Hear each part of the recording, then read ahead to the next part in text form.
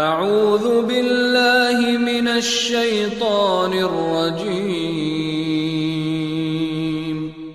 بسم اللہ الرحمن الرحیم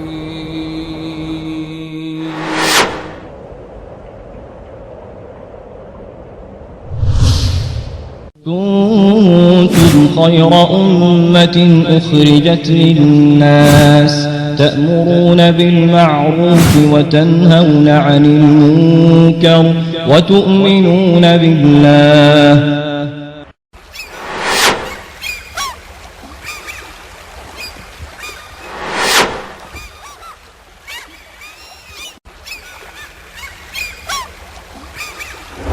إن الله وملائكته يصلون على النبي يا أيها الذين آمنوا صلوا عليه وسلموا تسليما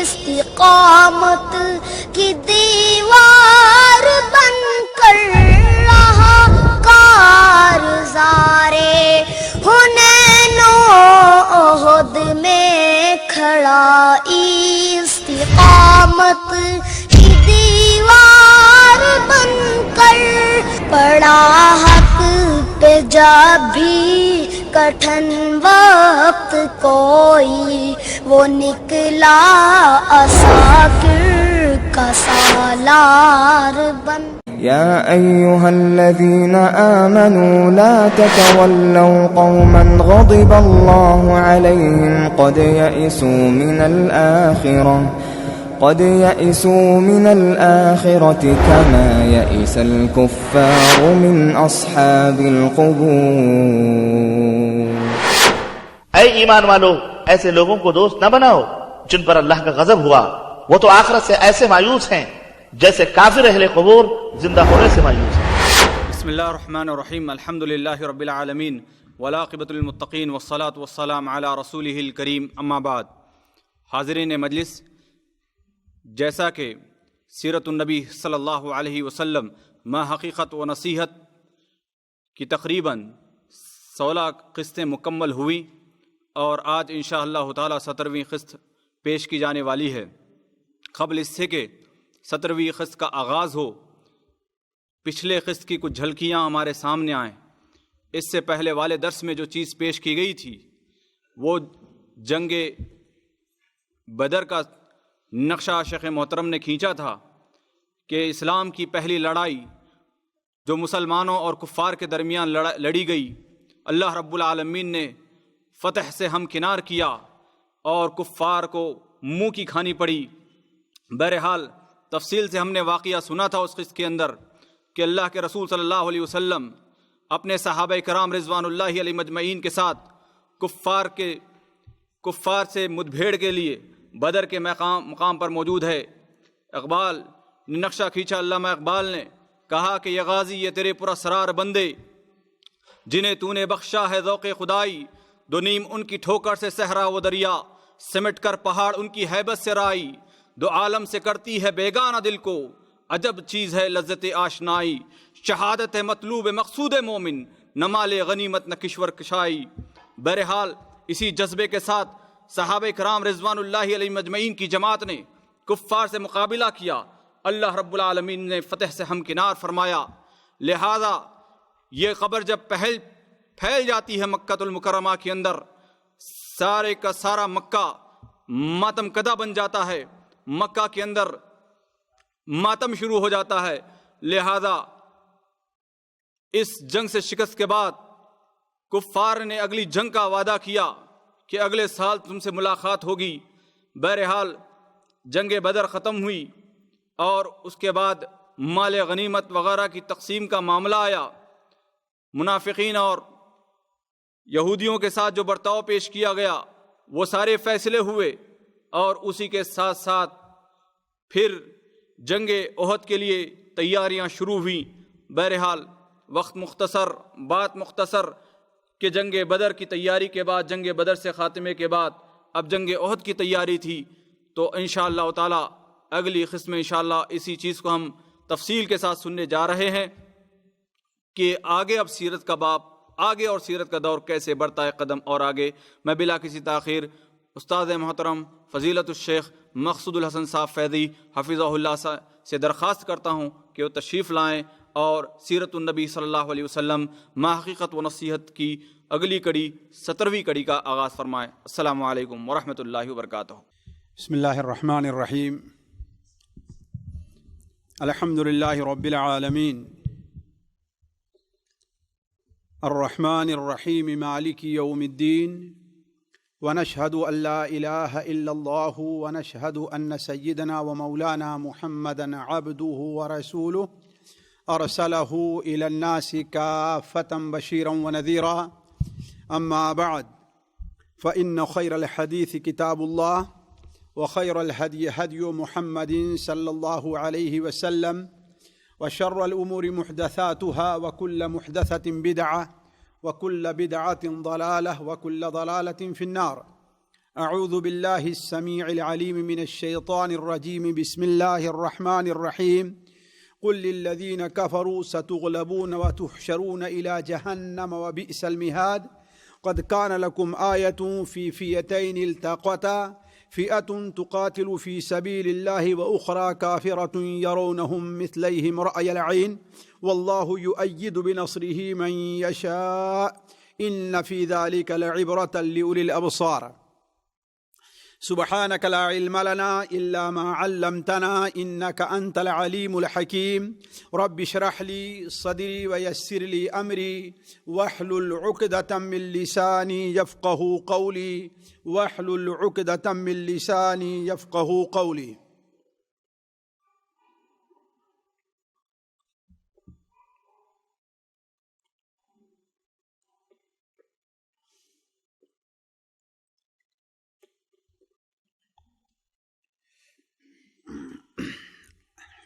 عزیز ساتھیو، نبی کریم حضرت محمد مصطفیٰ صلی اللہ علیہ وسلم کو اللہ تبارک و تعالیٰ نے غزوہ بدر میں جو نادر کامیابی عطا فرمائی تھی، اس کا اثر مکے پر اور مدینہ منورہ کے ارد گرد جو آباد قبائل تھے اس پر اس ناحیے سے تو بہت برا پڑا کہ انہیں یہ احساس ہو گیا کہ مسلمان اب ایسے کمزور نہیں ہیں کہ انہیں جیسے ہی چاہے چٹ کر لیا جائے۔ لیکن اس کا یہ مطلب نہیں ہے کہ مسلمانوں کو اس کامیابی کے بعد اب آگے سکون اور اطمینان نصیب ہونا تھا، بلکہ اس کی مثال بعین ہی ایسی ہی ہے جیسے ہمارے اور آپ کے ہاں کہتے ہیں کہ سانپ کی دم کٹ جائے اور اس کا پورا جسم باقی رہے، تو نتیجہ کیا ہوتا ہے کہ سانپ اور بھی غصے میں آتا ہے اور اپنے فن کو نکال کر کے اور تیزی سے حملہ کرنا چاہتا ہے۔ بعین ہی یہی مثال تھی، اس لیے کہ لوگوں کو یقین نہیں آ رہا تھا کہ یہ 313 مسلمان جن کے پاس نہ تو اپنے سامنے والے اپنے مقابل کے مقابلے میں نہ تو کوئی ہتھیار ہے ان کے پاس، نہ تعداد ہے، اور نہ ہی ان کی مدد کہیں اور سے آنے والی ہے۔ اس لیے نبی کریم صلی اللہ علیہ وسلم کو ایک طرف جہاں صحابہ کرام اور مسلمانوں کو خوشی تھی کہ یہ پہلی عید منائی گئی مدینہ منورہ میں جس میں مسلمانوں کو ڈبل خوشی ملی تھی، ایک خوشی تو عید کے آنے کی، اس لیے کہ رمضان کے واقعہ پیش آیا تھا، اور دوسری خوشی اتنی زبردست کامیابی کی کہ اپنے صرف 13 یا 14 ہمارے لوگ مارے گئے اور شہید ہوئے، اور باقی اس کا نتیجہ کیا ہے کہ ہم نے 70 کو مارا ہے اور 70 کو گرفتار بھی کیا ہے۔ تو اپنا یہ غم اس خوشی کے مقابلے میں کیا تھا؟ لوگوں کے سامنے ہیج تھا۔ لیکن جیسا کہ یہ بار بار آ چکا ہے کہ نبی کریم صلی اللہ علیہ وسلم کو یا مسلمانوں کو کئی طاقتوں سے ان کا سابقہ تھا، جنہیں ہم 4 حصوں میں تقسیم کر سکتے ہیں۔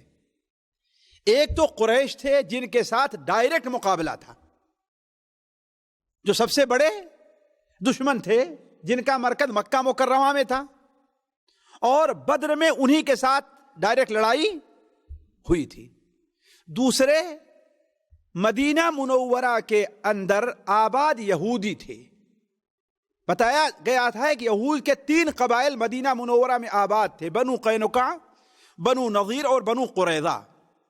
بنو قریظہ اور بنو نضیر یہ تھوڑا سا کنارے کی طرف تھے، البتہ بنو قینقاع وہ مسجد نبوی جہاں پر ہے اس کے شرق شمال میں وہ لوگ آباد تھے، اور بالکل شہر کے اندر یہ مانے جاتے تھے۔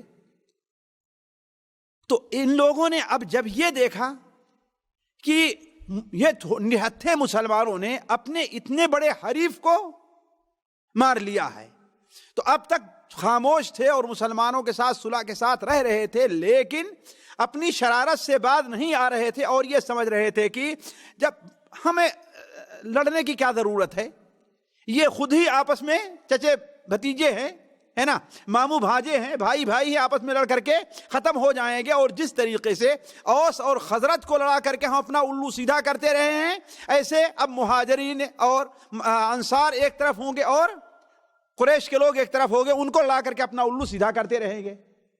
لیکن جب نبی کریم صلی اللہ علیہ وسلم کو یہ کامیابی ہوئی تو یہ غصے سے سمائے نہیں، اس لیے کہ وہ انہوں نے یہ دیکھ لیا کہ وہ جس مقصد کے لیے خاموش تھے اور نبی کریم صلی اللہ علیہ وسلم سے صلح کی تھی، وہ مقصد پورا ہوا نظر نہیں آ رہا ہے۔ تیسرے جو تھے وہ مکہ مکرمہ اور مدینہ منورہ، ظاہر بات جانتے ہیں کہ لمبی مسافت ہے، 400 کے قریب، 400 کلومیٹر کے قریب، اس درمیان میں بہت سے قبائل آباد تھے۔ اسی طریقے سے مدینہ منورہ سے شمال اور شرق کی طرف بھی قبائل آباد تھے، اور یہ بدوی قبائل مختلف حصوں میں تقسیم تھے، بنو غطفان تھے، بنو سلیم تھے، مختلف حصوں میں تقسیم تھے۔ یہ ان میں سے بعض قبیلے تو ایسے تھے جو ظاہر میں اللہ کے رسول صلی اللہ علیہ وسلم کا ساتھ دے رہے تھے، بعض ایسے تھے جو ظاہر میں تو قریش کے ساتھ تھے، لیکن باطن میں ان کی تمام نصیحتیں اور خیر خواہی کس کے ساتھ تھی؟ نبی کریم صلی اللہ علیہ وسلم کے ساتھ۔ ہاں، کچھ قبیلے ایسے تھے، بنو بکر وغیرہ، جو کھل کر کے ظاہر اور باطن دونوں اعتبار سے قریش کے ساتھ تھے۔ البتہ کچھ قبیلے اور تھے جو بنو غطفان وغیرہ، یہ مدینہ منورہ سے شرق اور شمال، جس راستے سے ہم اور آپ جاتے ہیں مدینہ منورہ، یہاں سے اس کے دائیں اور بائیں جو آباد تھے قبیلے، یہ قبیلے نہ تو کھل کر کے قریش کے ساتھ تھے اور نہ نبی کریم صلی اللہ علیہ وسلم کے ساتھ تھے۔ ان کا مقصد صرف کیا تھا؟ ہمیں فائدہ کہاں سے ملے۔ تو جب یہ دیکھا کہ نبی کریم صلی اللہ علیہ وسلم کو اتنی بڑی کامیابی مل گئی، تو ان کا اصل مقصد کیا ہے؟ ٹولیوں میں بٹے رہنا، ایک دوسرے کو لوٹنا، ایک دوسرے کو مارنا، ایک دوسرے کا حق چھیننا، ایک دوسرے کے بچوں اور عورتوں کو لونڈی اور غلام بنانا، یہی ان کا مقصد تھا۔ لیکن جب دیکھے کہ اسلام ایک تو امن کا پیغام لے کر کے آ رہا ہے، اسلام غلام بنانے کے بجائے غلام کے آزاد کرنے کی ترغیب دے رہا ہے، اسلام تو یہ تعلیم دے رہا ہے کہ انصر اخاک ظالما او مظلوما، یہ وہ بھی کہا کرتے تھے، وہ کہتے تھے کہ انصر اخاک ظالما او مظلوما، اپنے بھائی کی مدد کرو، خواہ بھائی ظالم ہے یا مظلوم ہے۔ جیسے آج بھی ہے، ان کے ہاں ہے انا و اخی علی ابن امی، انا واخی وابن عمی علی غیری. یہ ان کے ہاں مقولات بھی مشہور ہے. یعنی میں اور میرا بھائی مل کر کے اپنے چچا کے بیٹے بھائی کے اوپر اپنے چچا بھائی کے خلاف ہیں، لیکن ہمارا بھائی اور چچا بھائی کیا ہیں؟ یہ سارے مل کر کے غیروں کے خلاف ہیں. یعنی غیروں کے مقابلے میں ان کی مدد کرنی ہے، خواہ یہ ظالم ہے یا مظلوم ہے، ہر حالت میں ان کی مدد کرنی ہے. لیکن اسلام یہ تعلیم نہیں دیتا. اسلام نے کیا تعلیم دی؟ انصر اخاک ظالما او مظلوما، اپنے بھائی کی مدد کرو خواہ ظالم ہے یا وہ مظلوم ہے. صحابہ نے کہا اے اللہ کے رسول، ظالم ہے تو اس کی کیسے مدد کریں؟ آپ نے کہا اسے ظلم سے روک دو. یہ نہیں کہ اس کے ساتھ مل کر کے دوسرے پر تم بھی ظلم کرو، نہیں. ظلم میں اس کی مدد کرنے کا معنی یہ ہے کہ اس کے ظلم سے اس کو روکو کہ کسی کے اوپر ظلم نہ کرنے پائے. تو جب دیکھا کہ اسلام یہ تعلیم دے رہا ہے تو اب وہ بفر گئے اور اسلام کے خلاف ترکیبیں کرنے لگے. چوتھا گروپ وہ تھا جو تھا انصار ہی میں سے، اوس اور خزرج کے لوگ تھے. ان لوگوں نے جب یہ دیکھا کہ اب غزوہ بدر میں مسلمانوں کو یہ کامیابی ہو گئی ہے، تو جو لوگ بالکل نیوٹرل تھے وہ اس انتظار میں تھے کہ دیکھو یہ لوگ جیت گئے تو ان کے ساتھ ہو لیں گے. اب مسلمانوں کی یہ کامیابی دیکھے تو مسلمانوں کے ساتھ ہو گئے اور اسلام میں تیزی سے داخل ہونے لگے اوس اور خزرج کے لوگ. لیکن جو لوگ شر پسند تھے، جو لوگ شر پسند تھے، جن کا سردار عبداللہ ابن ابی ابن سلول تھا، ان لوگوں نے بظاہر تو اپنی قوم کو جب دیکھا کہ سارے مسلمان ہو جا رہے ہیں تو بظاہر تو مسلمان ہو گئے، لیکن باطن میں وہ کیا رہے؟ جی کافر رہے اور مسلمانوں کے خلاف کافروں کا ساتھ دیتے رہے.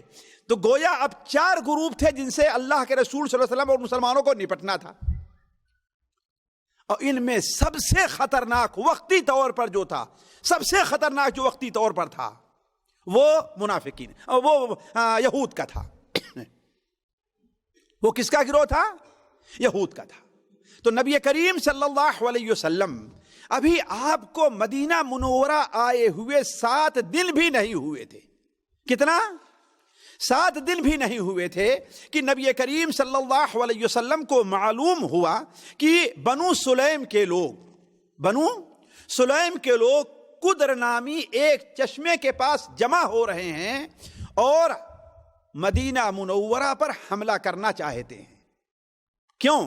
اس لیے کہ انہوں نے سوچا کہ یہ طاقت زور پکڑنے سے پہلے اس کے اوپر حملہ کر دینا چاہیے. اور ابھی صرف 7 دن ہوئے تھے نبی کریم صلی اللہ علیہ وسلم مدینہ منورہ آئے ہوئے. نبی کریم صلی اللہ علیہ وسلم نے سوچا کہ قبل اس کے یہ زور پکڑیں، نبی کریم صلی اللہ علیہ وسلم نے ایک مختصر سی فوج جمع کی اور ان کے سرکوبی کے لیے نکلے. سویدرا سے جب حناکیہ کی طرف چلیں آپ لوگ تو دائیں طرف کا جو علاقہ پڑتا ہے یہ کہاں ہے؟ بنو سلیم کا ہے. اس سے بالکل واضح اگر آپ دیکھیں تو آج جہاں پر یہ تفتیش وغیرہ نہیں بنی ہوئی ہے، گویا یہ علاقہ جو ہے کیا ہے؟ یہ بنو سلیم کا علاقہ، یہاں آباد تھے. تو نبی کریم صلی اللہ علیہ وسلم آپ ان کے سرکوبی کے لیے نکلے. آپ صلی اللہ علیہ وسلم گئے اور ان کے چشمے تک پہنچے تو آپ کی اچانک آمد سے وہ لوگ بھاگ کھڑے ہوئے. کوئی لڑائی نہیں پیش آئی. البتہ نبی کریم صلی اللہ علیہ وسلم اور مسلمانوں کو وہاں پر مال غنیمت ملے. کہا جاتا ہے کہ آپ کو 500 اونٹ ہاتھ آئے تھے. کتنا؟ اور ایک یسار نامی غلام بھی ہاتھ آیا تھا جسے آپ نے آزاد کر دیا اور کسی کو دیا نہیں آپ صلی اللہ علیہ وسلم نے. آپ صلی اللہ علیہ وسلم کے اس غائب ہونے کو یہود نے غنیمت سمجھا. وہ چونکہ کھار تو کھائے ہوئے تھے، لہذا ان لوگوں نے چاہا کہ خصوصاً بنو قینقاع کے لوگ جو مدینہ منورہ کی آبادی میں تھے، یعنی اس حدود میں تھے، ان لوگوں نے مدینہ منورہ میں شر پھیلانا چاہا. وہ کیسے؟ جس کا دو سبب مؤرخین نے لکھا ہے، دو سبب مؤرخین نے لکھا ہے، البتہ کسی بھی صحیح سند سے یہ دونوں واقعات مجھے نہیں ملے، البتہ مؤرخین نے ذکر کیا۔ ایک تو یہ کہ کچھ جگہ پر اوس اور خزرج کے لوگ، مسلمان خاص طور پر نوجوان طبقہ، خاص طور پر نوجوان طبقہ ایک جگہ پر بیٹھا ہوا ہے اور آپس میں اوس کے ہیں اور خزرج کے ہیں دونوں ہنس رہے ہیں، اور بدر میں اللہ نے جو انہیں کامیابی دی ہے اس کا ذکر آپس میں کر رہے ہیں۔ ظاہر بات ہے کوئی نیا حادثہ جب رہتا ہے گزرا ہوا تو ہر مجلس میں اسی کا ذکر رہا کرتا ہے، چہ جائے کہ بدر جیسا حادثہ پیش آیا ہو جسے دنیا کی تاریخ میں اگر آپ دیکھیں تو شاید ہی نہیں بلکہ یقیناً اس کی کوئی مثال نہیں مل سکتی۔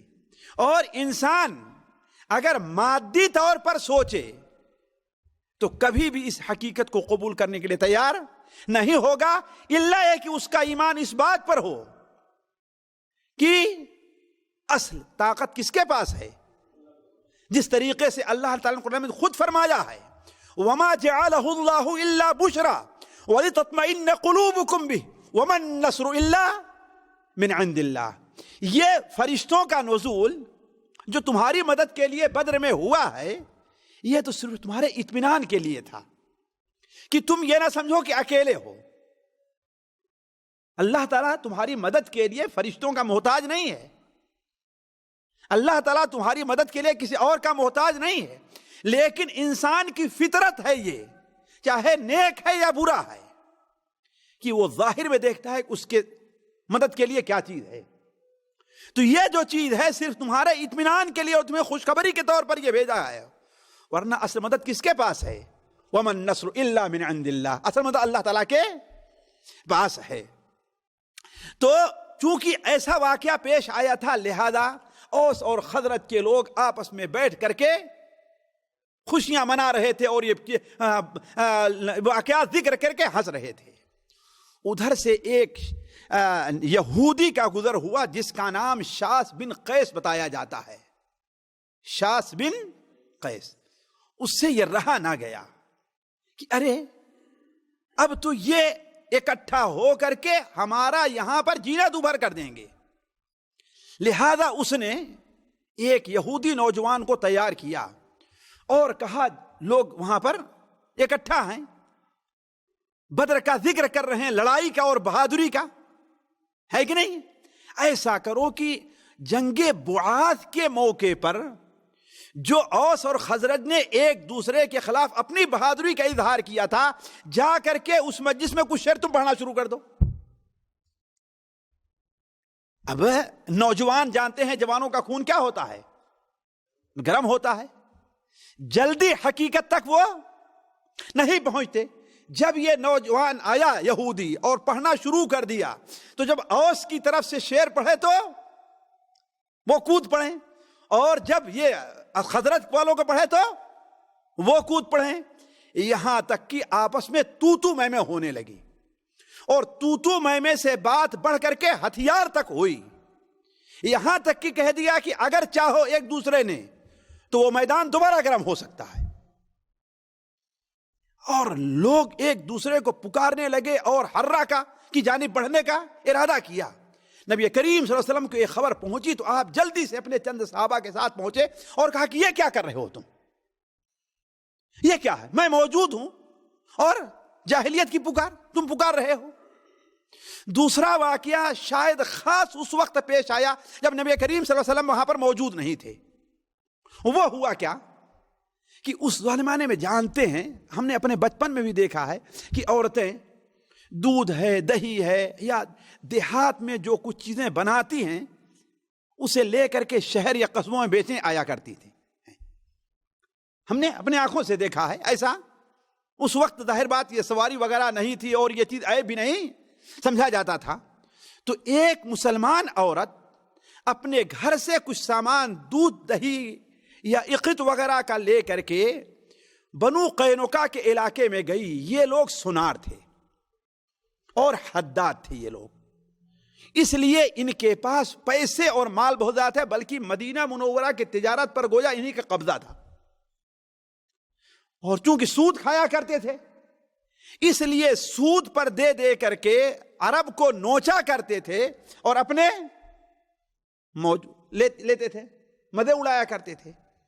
تو ایک عورت اپنا سامان بیچ کر کے ایک سونار کے دکان پر جا کر کے بیٹھ گئی.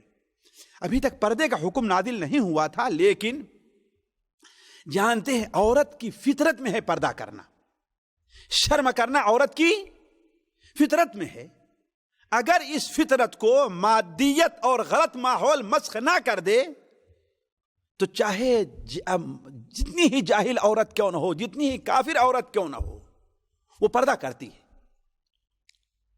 اپنے چہرے کو چھپاتی ہے. تو اس نے اپنے چہرے پر لمبا سا گھونگھٹ اپنا کاڑھا رہا ہوگا. جب بیٹھی تو وہ سنار ہنسنے لگا اور کہا کہ چہرہ کھولو. اس نے انکار کیا. اب چند یہودی نوجوان وہاں پر جو جانتے ہیں کھیل رہے تھے، ان میں سے ایک نے کیا کیا کہ پیچھے سے اس کا کپڑا، جانتے ہیں پہلے عورتیں جو ہے بڑا لمبا چوڑا کپڑا پہنا کرتی، آج بالکل چست کپڑے پہنتی ہیں، ہے کہ نہیں ساتھیو؟ ہم نے دیکھا ہے 5 گز کی شلوار عورتوں کو پہنتے ہوئے. کتنا؟ 5 گز کی. جی جی جی، آنکھوں سے دیکھا ہے ہم نے اپنے، یہ نہیں کہ سنا ہے. عورتوں کو 5 گز کی شلوار، اور آج تو 4 میٹر میں شلوار قمیض دونوں ہو جاتی ہے کہ نہیں ہے؟ آج 4 میٹر میں شلوار اور قمیض دونوں ہے، ہم نے اپنی آنکھوں سے دیکھا ہے. اور اس شلوار کے طریقے سے ان کی قمیص بھی کیا ہے، بڑی. اچھا، یہاں کی عورتوں کا آپ دیکھیں کہ وہ ایک لمبا ہی کپڑا، یعنی ایک اکیلے ہی رہتا ہے وہاں. یہ 2 حصے پہننے کا رواج یہاں پر کم ہے، وہ کم تھا. تو چونکہ اس کا کپڑا چوڑا تھا، بیٹھی تو کچھ پیچھے گیا، تو پیچھے سے کسی بدبخت نے اس کپڑے کو لا کر کے یہاں باندھ دیا، اسے احساس نہیں ہوا. وہ اپنا فارغ ہوئی تو جیسے اٹھی کہ اس کا کپڑا اٹھا، اس کی شرمگاہ کچھ حصہ ظاہر ہو گیا. اس پر جو ہے وہ چلائی اور چیخی. تو ایک مسلمان نوجوان وہاں پر موجود تھا، اس نے سنا کہ ایک مسلمان عورت کی بے تو کود پڑا وہاں پر، اور بات ہونے لگی. آگے بڑھے تو اس نے یہودی کو، اس کو جس نے ایسا کیا تھا، اس کو قتل کر دیا. اب یہودیوں نے مل کر کے کس کو قتل کر دیا؟ اس مسلمان نوجوان کو. اب یہ واقعہ پیش آیا. اس کے بعد اللہ کے رسول صلی اللہ علیہ وسلم ان کے علاقے میں گئے. چونکہ یہ کوئی پہلی شرارت ان کی نہیں تھی. نبی کریم صلی اللہ علیہ وسلم، جیسا کہ ابو داؤد کے اندر صحیح روایت ہے، آپ ان کے علاقے میں گئے اور کہا کہ اے یہود کی جماعت، اپنی شرارتوں سے باز آؤ. ہمارا تمہارا اس کے اوپر معاہدہ نہیں ہے. تم نے ایک دوسرے کے ساتھ جو اقرار نامہ لکھا ہے اور کیا، یہ نہیں ہے. سن لو، تم جانتے ہو کہ تمہاری کتابوں میں ہمارا ذکر موجود ہے، تم ہمیں اچھی طریقے سے پہچانتے ہو. تو قبل اس کے کہ جو صورتحال قریش کے ساتھ پیش آئی ہے کہ تم نے دیکھا کہ ان کے بڑے بڑے پہلوان اور بہادر ڈھیر ہو گئے ہیں، قبل اس کے کہ تمہارے ساتھ پیش آئے، مسلمان ہو جاؤ. آپ صلی اللہ علیہ وسلم کا یہ کہنا تھا کہ کہا کہ اے محمد، اللہم صلی اللہ علیہ وسلم، اے ابو القاسم، کیا آپ یہ سمجھتے ہیں کہ قریش کے اناڑیوں کو آپ نے مار لیا تو ہمیں بھی مار لیں گے؟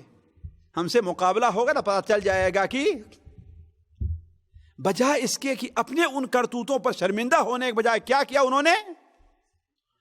اس کا مطلب یہ ہے کہ اب معاملہ اس کے علاوہ کچھ نہیں تھا کہ ان سے نپٹا جائے.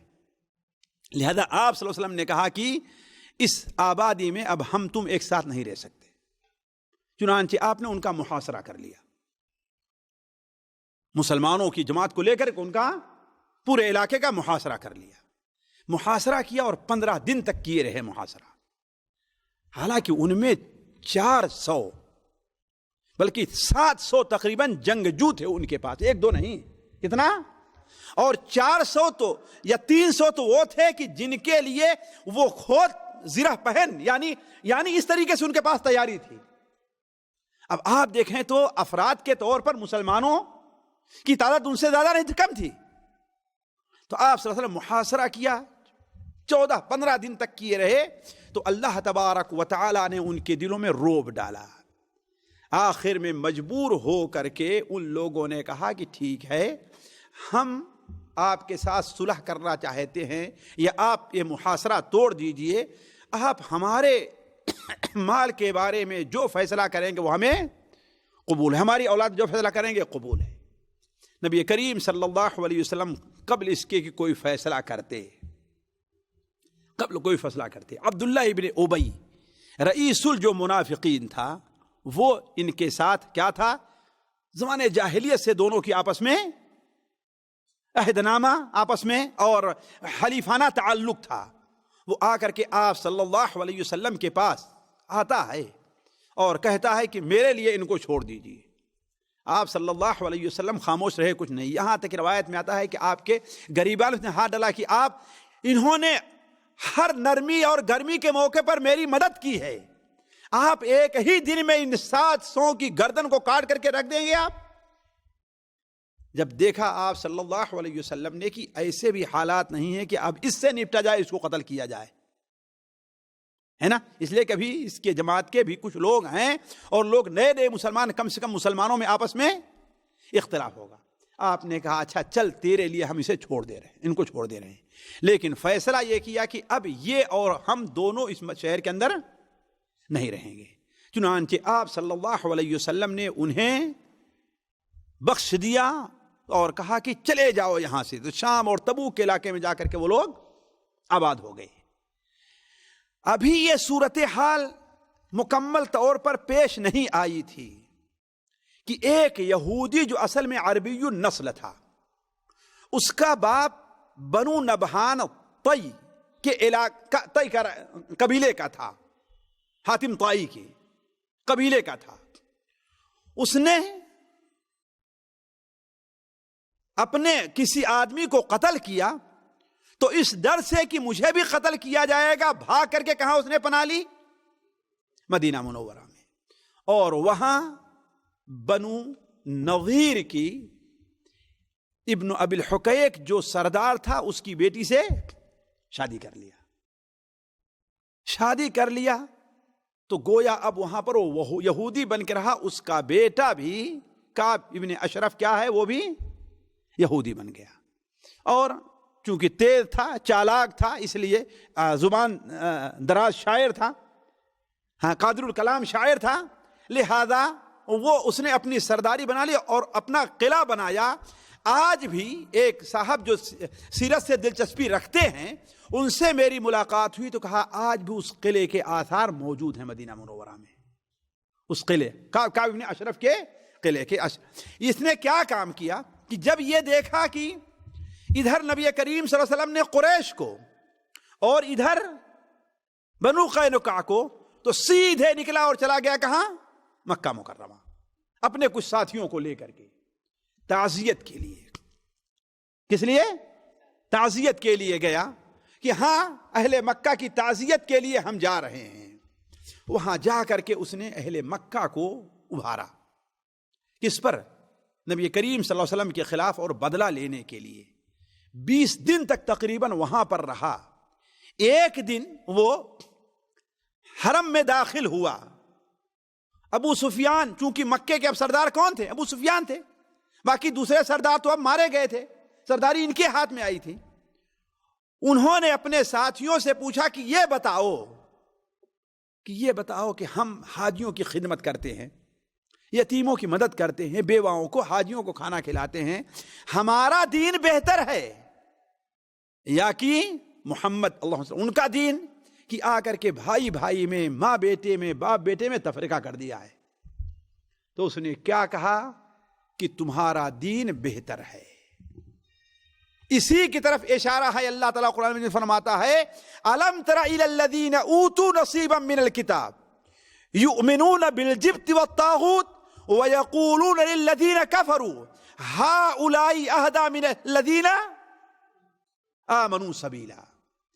آپ نے ان لوگ شخص کو بھی نہیں دیکھا جسے اللہ تعالیٰ نے کتاب کا علم دیا ہے، یعنی یہود ظاہر تورات کا علم تھا اس کے پاس، لیکن تورات کا علم، کتاب کا علم ہونے کے باوجود بھی جادو اور توہم پرستی کے اندر پڑا ہوا ان پر ایمان لے آتا ہے۔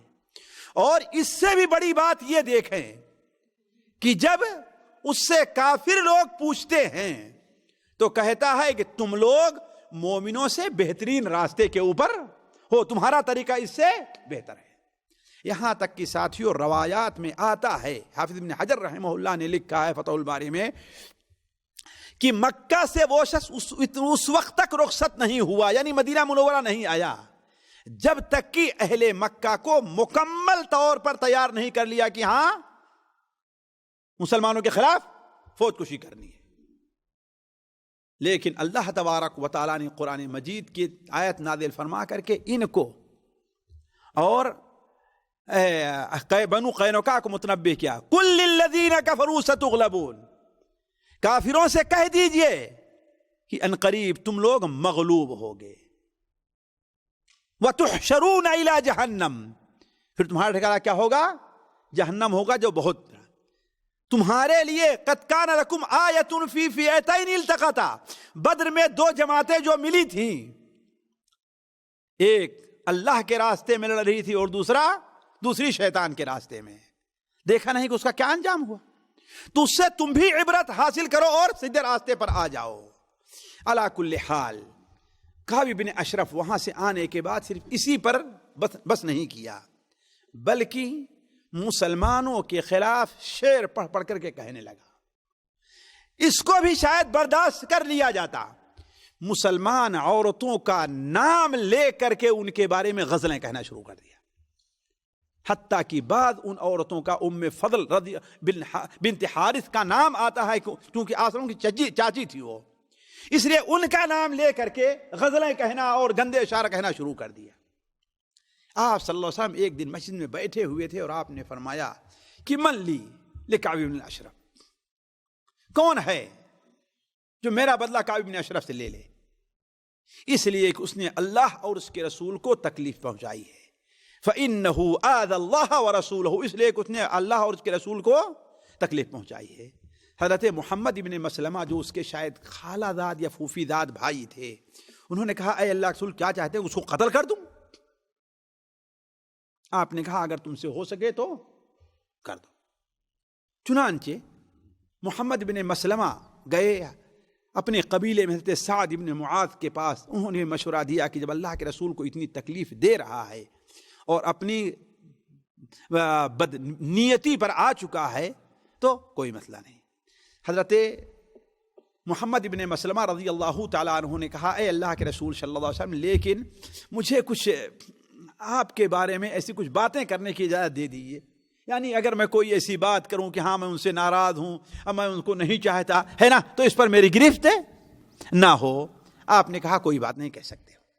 چنانچہ وہ اور اس کا دودھ پیتا بھائی، کعب بن اشرف کے دودھ پیتے بھائی ابو نائلہ، عبادہ ابن عباد ابن بشر، حارث ابن اوس اور ابو عبس ابن جبر، یہ 5 آدمیوں کا قافلہ تیار ہوا اور اکیلے کر کے یہ انہوں نے تیاری کیا، اور پہلے محمد بن مسلمہ گئے اس کے پاس، چونکہ رشتہ داری تھی اور اکیلے گئے، اور جا کر کے اس سے کہتے ہیں کہ بھائی میری کچھ مدد نہیں کرو گے؟ کہا کیا؟ کہا کہ جب سے یہ شخص آیا ہے، نام نہیں لیا، کیا کہا؟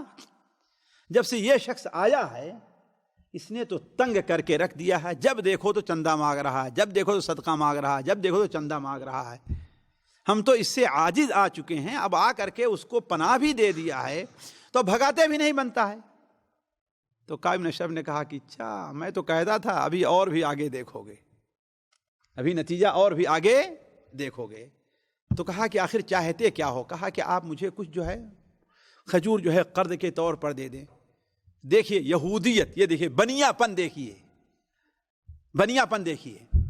کہا کہ ٹھیک ہے، ہمیں میرے پاس کیا لا کر کے رکھو گے، کوئی چیز ضمانت کے طور پر دو۔ تو کہا کہ آپ کیا چاہتے ہیں؟ تو کہا کہ اپنی عورتوں کو لا کر کے ہمارے پاس بطور ضمانت کے رکھ دو، اور یہ شرارت آج بھی جاگیردار لوگ کرتے آئے ہیں، ہے کہ نہیں ہے؟ غریبوں سے عورت کو لے کر کے ان کے اپنے گھر میں ان کے سے کام کرواتے ہیں۔ تو محمد ابن مسلمہ نے کہا کہ یہ تو بڑا مسئلہ ہے۔ کہا وہ کیسے؟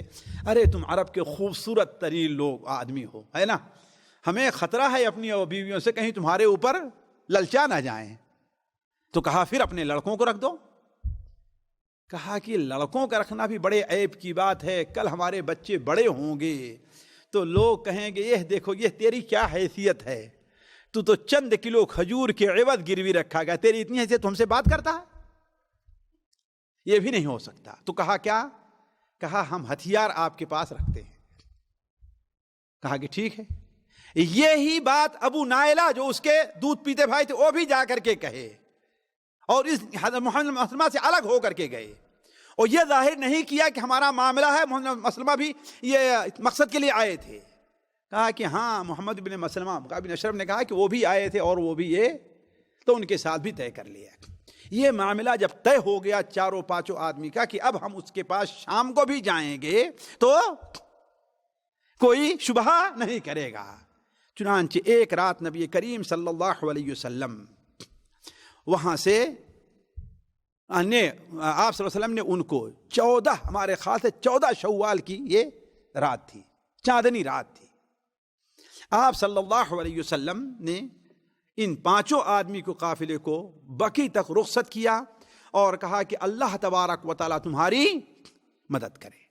یہ لوگ رات میں گئے اور قلعے کے پاس کھڑے ہو کر کے ابو نائلہ نے آواز دی تو وہ اٹھا تو اس کی بیوی جو ابھی نئی نئی دلہن تھے اس نے کہا کہ نہیں نہ جائیے، رات میں آپ رات میں نہ جائیے۔ دیکھیے اس پر تعجب نہ ہو، صورتحال یہاں تک پیدا ہو گئی تھی کہ نبی کریم صلی اللہ علیہ وسلم کو یہود کا اتنا خطرہ تھا کہ بسا اوقات آپ باہر نکلتے نا تو صحابہ کہتے تھے کہ انی اخاف علیک الیہود، ہمیں خطرہ ہے کہ یہودی آپ کے اوپر حملہ نہ کر دیں۔ اتنا معاملہ کو بگاڑ دیا تھا ان لوگوں نے، بنو قینقاع نے اور کعب بن اشرف وغیرہ نے۔ تو نبی کریم صلی اللہ علیہ وسلم نے انہیں رخصت کیا، وہ وہاں پر پہنچے، آواز دی تو اس کی بیوی نے کعب بن اشرف کی جو ابھی دلہن تھی اس نے روکا، کہا کہ نہیں یہ میرا رضائی بھائی ہے، کہا کہ نہ جائیے، اس کو پکڑ لیا، کہا کہ اس آواز سے مجھے خون کی بو آ رہی ہے، مجھے معاملہ کچھ خطرے میں لگ رہا ہے، معاملہ کچھ خطرے میں ہے۔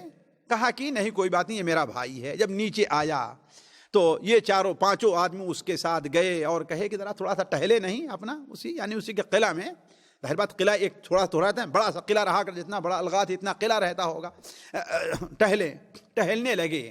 تو ابو نائلہ نے کہا کہ ماشاءاللہ بڑی اچھی خوشبو لگائی ہے تم نے۔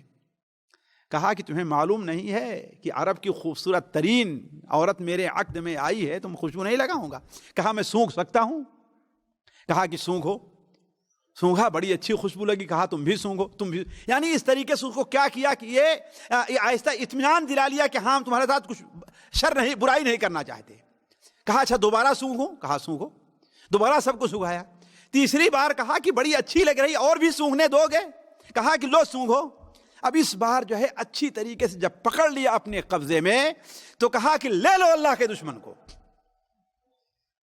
اللہ کے دشمن کو لے لو۔ تو جب اس کے اوپر وار کیا تو اتنے زور کی چیخ مارا کہ پورے قلعے کی لائٹیں جلنا شروع ہو گئیں، لیکن چونکہ یہ لوگ دور اور اندھیرے میں تھے جلدی سے اس کا معاملہ تمام کر کے اپنے بھاگے۔ نبی کریم صلی اللہ علیہ وسلم اس وقت نماز پڑھ رہے تھے، جب بقیع کے پاس پہنچے انہوں نے اللہ اکبر کہا تو آپ صلی اللہ علیہ وسلم نے فرمایا کہ افلحت الوجوہ۔ یہ دو واقعہ ہونے کے بعد جو قریش کے دوسرے یہود تھے، بنو نذیر اور بنو قریظہ، ان دونوں واقعے کے بعد ان لوگوں نے احتجاج کیا۔ آپ صلی اللہ علیہ وسلم نے فرمایا کہ اب احتجاج کر رہے ہو، جب وہ لوگ ہمارے خلاف شرارت کر رہے تھے تو تم کیوں نہیں ان کو روکے؟ اس وقت تم خوش ہو رہے تھے، اب احتجاج کا کیا فائدہ ہے؟ اگر چاہتے ہو تو امن اور سلامتی کے ساتھ رہو۔ اسی لیے بعض روایات میں بتایا کہ دوبارہ بنو نذیر اور قریظہ نے معاہدہ لکھا، دوبارہ معاہدہ لکھا کہ ہاں ہم اپنے پچھلے معاہدے کے اوپر قائم ہیں، ہم اس کو بدلتے نہیں ہیں۔ تو اس طریقے سے نبی کریم صلی اللہ علیہ وسلم نے یہود کو ٹھنڈا کیا طاقت کے ذریعے، اس لیے کہ سمجھانے سے وہ لوگ نہیں مانتے تھے۔ دوسرا جو تھے وہ لوگ عرب کے لوگ، نبی کریم صلی اللہ علیہ وسلم نے ان کے ساتھ بھی نپٹا۔ جیسے ابھی ایک واقعہ ان کا ذکر کیا نا کہ بنو سلیم کا، دوسرے لوگ بنو غطفان کے، آپ صلی اللہ علیہ وسلم کو معلوم ہوا کہ یہ ذی امر، جسے آج نخیل کہا جاتا ہے، ذی امر نامی مقام کے اوپر یہ اپنی فوجیں جمع کر رہے ہیں۔ یہ ذی امر پرانے مورخین کی بات کو اگر سامنے رکھا جائے تو مدینہ منورہ سے آپ قصیم روڈ پر 90 کلومیٹر آئے، آپ 90 کلومیٹر آنے کے بعد گویا آپ یہ سویدرہ اور حناکیہ پار کر لیا، آپ نے حناکیہ وغیرہ پار کر لیا۔ پھر اس کے بعد دائیں طرف آپ جو ہے 15 کلومیٹر اندر جائیں تو یہ علاقہ اور اس طرف سے جو عراق سے راستہ آیا کرتا تھا مکہ مکرمہ کے لیے، یہ پورا علاقہ بنو غطفان کا مانا جاتا تھا۔ اس علاقے میں آپ صلی اللہ علیہ وسلم کو معلوم یہ ہوا کہ ہاں یہاں بھی لوگ اپنی فوجیں جمع کر رہے ہیں، چنانچہ نبی کریم صلی اللہ علیہ وسلم نے ربیع الاول 3 ہجری میں آپ 450 کی جماعت لے کر کے آپ نکلے اور اس علاقے میں آپ صلی اللہ علیہ وسلم پہنچے، اور وہ لوگ بھاگ کھڑے ہوئے تھے، آپس میں کوئی لڑائی نہیں ہوئی، البتہ اس علاقے کے اوپر مسلمانوں کی طاقت جم گئی۔ اب جلدی کوئی آپ کے خلاف یا مسلمانوں کے خلاف آواز اٹھانے والا نہیں رہا۔ اس سلسلے میں مورخین نے اور بہت سے سرایا یا نبی کریم صلی اللہ علیہ وسلم فوجی ٹولیوں کا ذکر کیا ہے، لیکن ان میں سے اکثر چیزیں جو ہیں وہ چونکہ صحیح نہیں ہے، اس لیے ہم نے اس کا ذکر نہیں کیا۔ چند منٹ یہاں پر رک کر کے اس زمانے میں جو اور کچھ طرح حادثات پیش آئے میں اس طرف یہ اشارہ کرتا ہوں کیونکہ سیرت سے اس کا تعلق ہے۔ ایک چیز تو یہ کہ نبی کریم صلی اللہ علیہ وسلم جب قریش کو قیدی بنائے تھے تو آپ صلی اللہ علیہ وسلم کے داماد بھی اس میں تھے اور آپ کے چچا بھی اس میں تھے۔ آپ کے داماد اور آپ کے چچا، آپ کے داماد یعنی حضرت زینب کے شوہر حضرت عاص بن الربیع یہ تھے، یہ بھی قید تھے۔ حضرت زینب ظاہر بات ہے شوہر کی محبت ہوتی ہے، مسلمان تھی، ابھی یہ مسلمان نہیں ہوئے تھے، عاص بن ربیع بھی مسلمان نہیں ہوئے تھے، لیکن کچھ بھی ہو ساتھیوں، شوہر کی محبت کیا ہوتی ہے؟ عورت کے دل میں جتنی محبت شوہر کی ہوتی ہے اتنا کسی اور کی نہیں ہوتی ہے۔ جیسے اس کی کچھ باتیں اس سلسلے کی غزوہ احد کے موقع پر جو ہے آپ کے سامنے آئیں گی۔ تو آپ صلی اللہ علیہ وسلم کی بیٹی حضرت زینب نے ظاہر بات کچھ نہیں ملا تو ان کے پاس ایک ہار تھا، اس ہار کو دے کر کے بھیجا کہ جاؤ اور عاص بن الربیع کو چھڑا لاؤ۔ آپ صلی اللہ علیہ وسلم نے جب اس ہار کو دیکھا تو آپ کی آنکھ میں آنسو آ گئے، اس لیے کہ یہ ہار حضرت خدیجہ رضی اللہ تعالی عنہ کا تھا۔ حضرت خدیجہ رضی اللہ تعالی عنہ نے جب حضرت زینب کو رخصت کیا تھا تو یہ ہار ان کے گلے میں ڈال دیا تھا۔ تو آپ صلی اللہ علیہ وسلم نے جب اس ہار کو دیکھا اور اپنے بیٹی کی خستہ حالی کو جب دیکھا، ظاہر بات ایک تو آپ کی عزیز بیوی آپ کو یاد آئی حضرت خدیجہ رضی اللہ تعالیٰ عنہ، اور دوسرے اپنی بیٹی کہ میری بیٹی کے پاس کچھ بھی نہیں تھا، صرف یہی تھا کہ اپنی ماں کے ہار جو ماں کی نشانی اس کے گلے میں تھی اس کو نکال کر کے دے دیا ہے۔ تو آپ صلی اللہ علیہ وسلم نے اس سلسلے میں انصار سے باتیں کی، مسلمانوں سے گفتگو کی، اور آپ نے کہا، لیکن اس میں جو مقصد صرف جو ہے اپنے داماد کا مسئلہ نہیں تھا، اصل میں یہ تھا کہ اپنی بیٹی کو اسی عوض میں مکہ مکرمہ سے، اس لیے کہ ابو العاص انہیں آنے نہیں دے رہے تھے، ابو العاص نے انہیں روکے رکھا تھا۔ تو آپ صلی اللہ علیہ وسلم نے کا مقصد اصل میں یہی تھا کہ اگر تم لوگ اجازت دو تو یہ ہار اپنی بیٹی کو میں واپس کر دوں اور اس کے قیدی کو چھوڑ دوں، اس کا جو قیدی ہے اس کو چھوڑ دوں۔ تو انصار ظاہر بات مسلمان بڑی خوشی سے وہ راضی ہو گئے۔ تو آپ صلی اللہ علیہ وسلم نے وہ ہار بھی واپس کیا اور ابو العاص سے کہا کہ دیکھو میں تمہیں اس شرط پر چھوڑتا ہوں کہ میری بیٹی کو اب مدینہ منورہ میرے پاس آنے دو، اس لیے کہ وہ مسلمان ہو چکی ہے اور تم مسلمان نہیں ہوئے ہو۔ تو ابو العاص نے اس وعدے کو پورا کیا۔ وہ قصہ بڑا دردناک بھی ہے، ابھی آگے شاید اس کی کچھ تفصیل آئے، دردناک بھی ہے، لیکن ابو العاص ابن الربیع نے اس وعدے کو پورا کیا اور آپ صلی اللہ علیہ وسلم کی بیٹی حضرت زینب کو رخصت کیا۔ راستے میں کافروں نے انہیں تنگ بھی کرنا چاہا، لیکن علی کل حال وہ مدینہ منورہ آ گئیں۔ دوسرا معاملہ جیسا کہ ابھی ہم نے کہا، آپ صلی اللہ علیہ وسلم کے چچا عباس ابن عبد المطلب بھی تھے، آپ صلی اللہ علیہ وسلم نے ان کے ساتھ کچھ عجیب ہی معاملہ کیا. وہ ساتھیوں سننے کے لائق ہے. وہ اس طریقے سے کہ آپ صلی اللہ علیہ وسلم نے حضرت عباس سے کہا کہ نہیں، بلکہ انصار نے یہ دیکھا کہ نبی کریم صلی اللہ علیہ وسلم نے اپنے داماد کو چھوڑ دیا ہے. تو انصار، ذرا یہ ادب دیکھیے انصار کا. آپ صلی اللہ علیہ وسلم کی خدمت میں آتے ہیں اور کہتے ہیں اے اللہ کے رسول صلی اللہ علیہ وسلم، اگر آپ اجازت دیں تو ہم اپنے بھتیجے کو بھی بغیر فدیہ لیے چھوڑ دیں، اپنے بھانجے کو بھی. نعوذ باللہ من ذلک. کس کو؟ اپنے بھانجے کو. کیوں؟ اس لیے کہ حضرت عباس کی جو دادی تھی وہ کہاں کی تھی؟ مدینہ منورہ کی. کہاں کی تھی؟ مدینہ منورہ کی. اس لحاظ سے دیکھیے انصار کا ادب یہ نہیں کہا کہ آپ کے چچا کو، تاکہ ہمارا احسان آپ کے اوپر نہ رہے. کیا کہا؟ ہم اپنے بھانجے کو اگر آپ چاہیں تو چھوڑ دیں.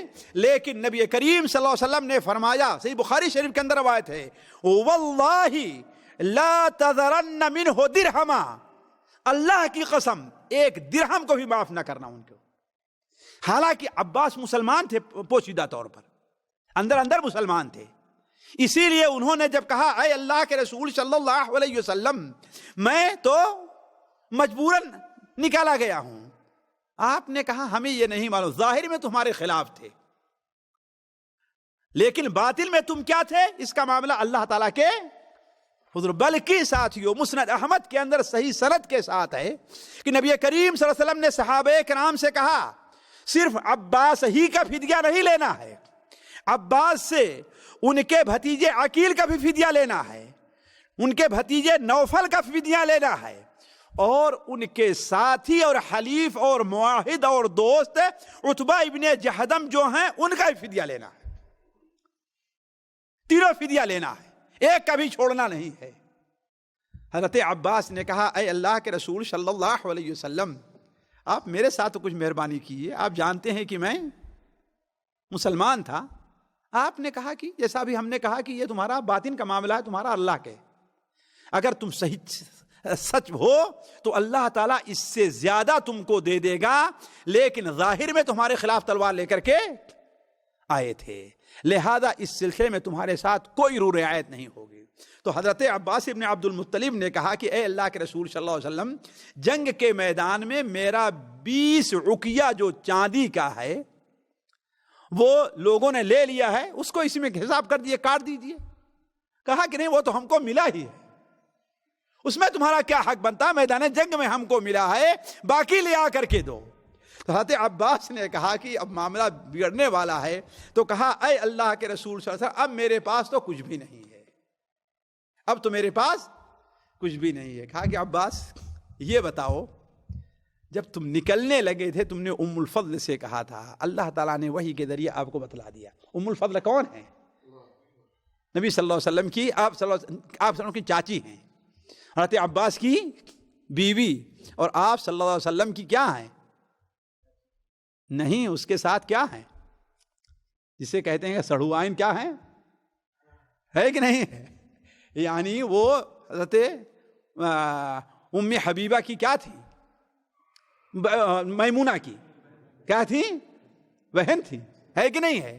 تو آپ صلی اللہ علیہ وسلم نے کہا کہ تم اور ام الفضل فلاں جگہ پر جب تم رخصت ہونے لگے، تم نے کہا کہ دیکھو اگر میں مارا گیا تو یہ مال جو ہے فضل کو اتنا دے دینا، عباس کو اتنا دے دینا، قسم کو اتنا دے دینا، اور عبداللہ کو اتنا دے دینا.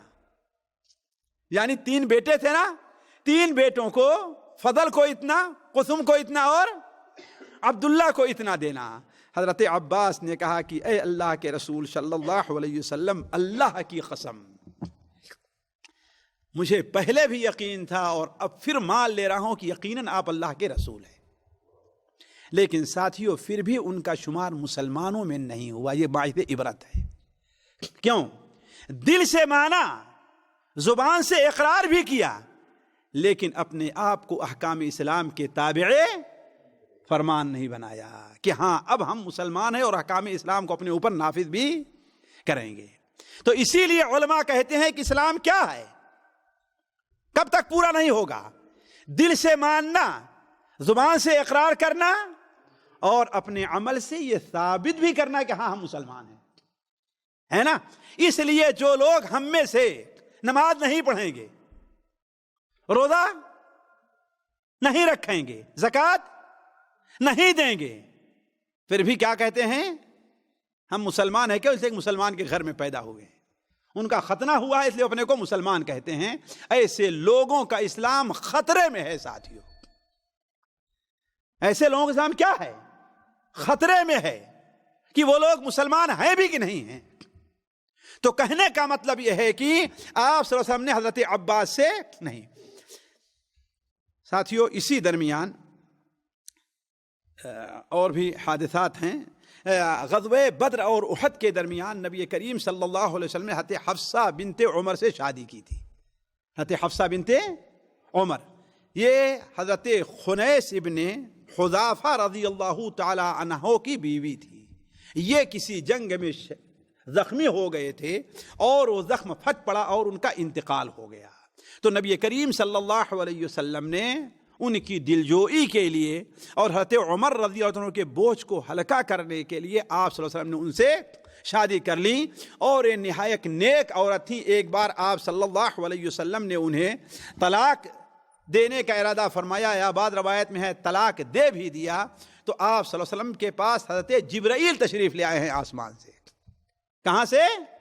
آسمان سے اللہ تعالیٰ نے بھیجا ہے. حضرت جبرائیل نے کہا کہ اے محمد، اللہم صلی اللہ علیہ وسلم، اللہ تبارک و تعالیٰ آپ سے فرما رہا ہے کہ حضرت حفصہ سے رجوع کر لیجئے، فَإِنَّهَا صَوَّامَةٌ قَوَّامَةٌ. یہ بہت روزہ رکھنے والی ہیں اور بہت نفلی نماز پڑھنے والی ہیں، اور یہ آپ کی بیوی جنت میں بھی ہیں.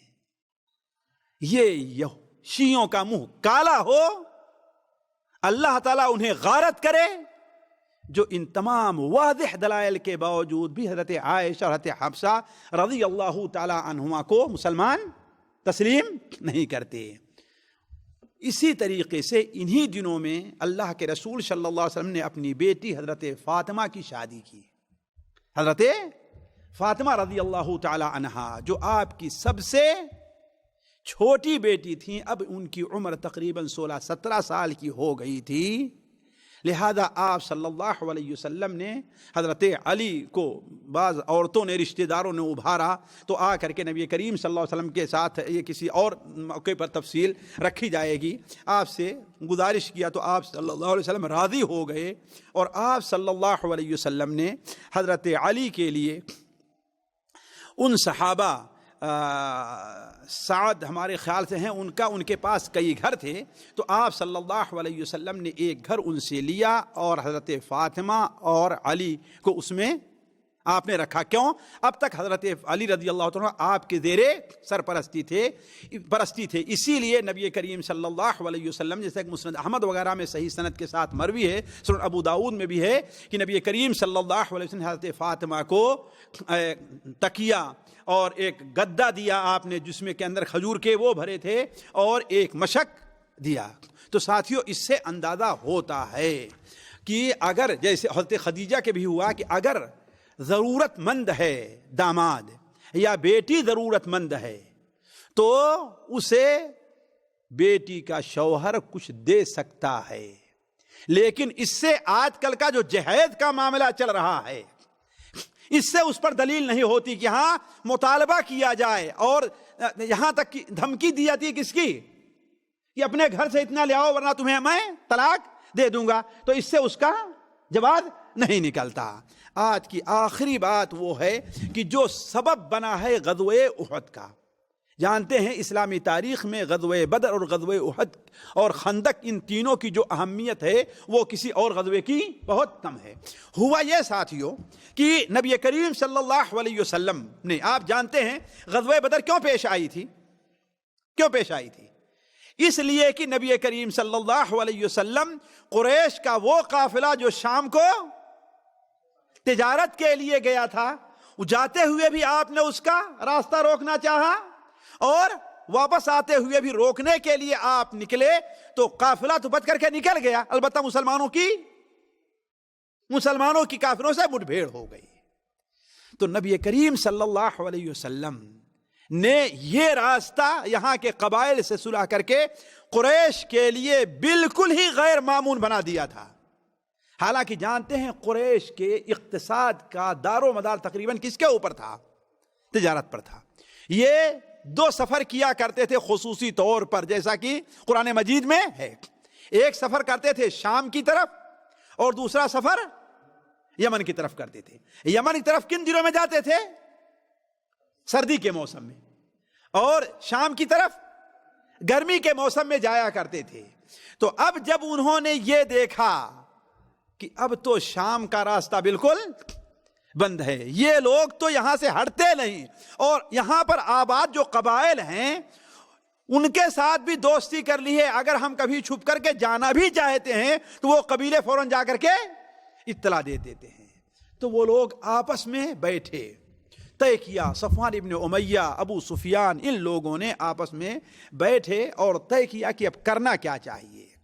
تو معاملہ طے ہوا کہ اب اگرچہ عراق کا راستہ بڑا لمبا پڑ جائے گا شام جانے کے لیے، اس لیے کہ یہ ایسے ہو کر کے آنا پڑے گا، چکر لگا کر کے۔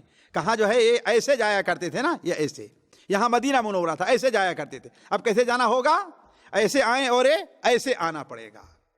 تو کہا کہ اب اس راستے سے تو لوگ ہٹتے ہی نہیں، لہذا اب ایسا کرتے ہیں کہ کوئی اور راستہ نکالتے ہیں تجارت کے لیے، ورنہ ہم لوگ تو بھوکے مر جائیں گے۔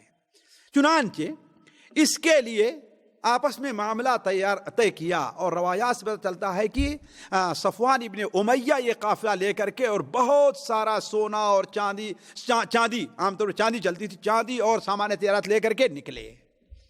یہ معاملہ طے ہو رہا تھا کہ ان دنوں میں یہ مکہ کے ایک صاحب جو بعد میں مسلمان ہوئے، ان کا نام نعیم تھا، وہ مدینہ منورہ تشریف لے آئے۔ کیوں؟ اس لیے مکہ کے لوگوں کی مدینہ کے لوگوں کے ساتھ زمانے جاہلیت سے آپس میں رشتہ داری اور آنا جانا لگا رہتا تھا، ہے کہ نہیں ہے؟ تبھی تو آپ صلی اللہ علیہ وسلم کے والد کا انتقال یہی ہوا ہے نا۔ آپ صلی اللہ علیہ وسلم کے ماموں کا گھرانہ کون تھا؟ بنو خزرج کے لوگ تھے، ہے کہ نہیں ہے؟ تو یہ رشتہ داری چلتی رہتی تھی۔ تو ایک آدمی قریش کا آیا، نعیم نامی، مکہ مکرمہ، اور اپنے رشتہ داروں کے پاس بیٹھا تھا۔ ابھی تک شراب حرام نہیں ہوئی تھی، شراب حرام نہیں ہوئی تھی۔ تو اس میں ایک مسلمان بھی بیٹھے تھے، سلید ابن نعمان۔ جب نعیم شراب کے نشے میں دھت ہوا تو اس نے ساری بات اگل دی کہ تم کو معلوم ہے کہ اب مسلمانوں سے بچنے کے لیے ہم لوگ کیا طریقہ اپنا رہے ہیں، ہم اس راستے سے جائیں گے۔ تو سلیط ابن نعمان نے یہ خبر آ کر کے نبی کریم صلی اللہ علیہ وسلم کو دے دی کہ اب ایسا ایسا ہو رہا ہے۔ چنانچہ آپ صلی اللہ علیہ وسلم نے اس طرف بھی، یہ وہی راستہ ہے ساتھیوں جو آج مکہ مکرمہ سے ہم لوگ آتے ہیں راستے سے اور مدینہ منورہ جاتے ہیں، اور اس کے درمیان میں جو راستہ ہے، آج کل جو لوگ اررس سے جاتے ہیں ضریہ کی طرف نکلتے ہیں نا، یہ راستہ اصل میں ہے پرانا عراق جانے کا، یہ راستہ جس پر ذات عرق پڑتا تھا اور جس پر ربضہ واقع تھا پرانے زمانے میں، جس کی سیرت ملتی ہے ربضہ۔ اور آج بھی یہ راستہ گورنمنٹ بنانا چاہتی۔ آپ جانتے ہیں اگر یہ راستہ تیار ہو گیا تو آپ لوگوں کے لیے مکہ مکرمہ 300 کلومیٹر نزدیک ہو جائے گا، 300 کلومیٹر نزدیک۔ تو یہ راستہ تھا، ربضہ کا راستہ تھا۔ تو اس راستے پر آپ صلی اللہ علیہ وسلم نے لوگوں کو، اپنے جاسوسوں کو بیٹھا دیا۔ جب وہ قافلہ وہاں سے نکلا اور قردہ نامی چشمے کے قریب پہنچنے لگا تو نبی کریم صلی اللہ علیہ وسلم زید بن حارثہ رضی اللہ عنہ کی قیادت میں 100 سواروں کا دستہ روانہ فرمایا۔ حضرت زید بن حارثہ اچانک وہاں پر پہنچ گئے، ان کو تتر بتر کیا، وہ لوگ بھاگ کھڑے ہوئے، بہت زیادہ مال آیا، اور 2 یا 3 آدمی وہاں پر گرفتار ہوئے۔ یہ اصل میں جلدی سبب بنا ہے غزوہ احد کا، اس لیے کہ انہوں نے سوچا کہ اب نہ ہم اس راستے سے جا سکتے ہیں اور نہ اس راستے سے، لہذا اب ہمیں ان کے ساتھ مل کر کے کوئی فیصلے کن لڑائی لڑ لینا چاہیے تاکہ کم سے کم ہماری اقتصادی پریشانی تو دور ہو. یہ صورتحال بنی, یہ وجہ بنی ہے مباشر. پہلے سبب تو تھا ہی غزوہ بدر کے اندر ان کی ناکامی اور کعب بن اشرف کو ان کو ابھارنا, لیکن اچانک کون سبب بن گیا؟ یہ راستے پر ان کے بیٹھنا اور ان کو گرفتار کرنا. اگلی مجلس یہی ہو کہ غزوہ وحد کی ہے. سبحانک اللہم و بحمدک اشہد ان لا الہ الا انت استغفرک و اتوب الیک.